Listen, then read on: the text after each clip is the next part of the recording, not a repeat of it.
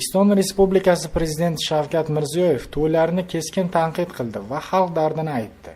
Bosh vazirdan boshlab hokimgacha ijro organi rahbariga to'y marosimiga borishi man etiladi. Choyxonalarning yonida davlat mashinasini turganini ko'rgan kunim ishdan olib tashlayman. Jinoiy javobgarlikka tortaman. To'y eng ko'pi 150 kishiga, osh 200 kishiga bo'ladi. Birorta rahbar uyda tug'ilgan kunini ham, to'yini ham mendan boshlab nishonlamaydi. Bo'ldi, u zamonlar tugadi endi. Odamlarning g'ashini keltiryapmiz, la'natini keltiryapmiz. Marosim ham, to'y ham rahbarlarsiz bo'ladi.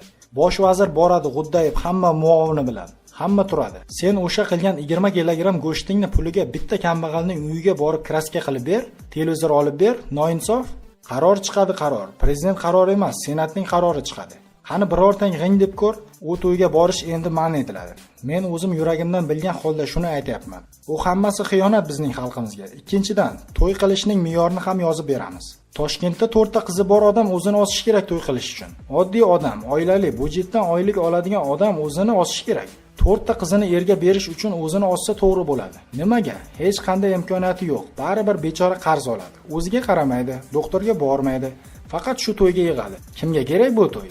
Bo'ldi, biz oldin tashviqot qilib ko'rdik. Bo'lmadi bu tashviqot. Xiyonat qilyapmiz xalqimizga. To'ylarni agar joyiga qo'ysak, korrupsiya bo'lmaydi, adolat paydo bo'ladi. Agar birorta rahbar, prokurormi, hokimmi, soliqchimi, chegarachimi shu me'yordan chiqsa, o'sha kuni ko'rasizlar. Qamayman hammasini.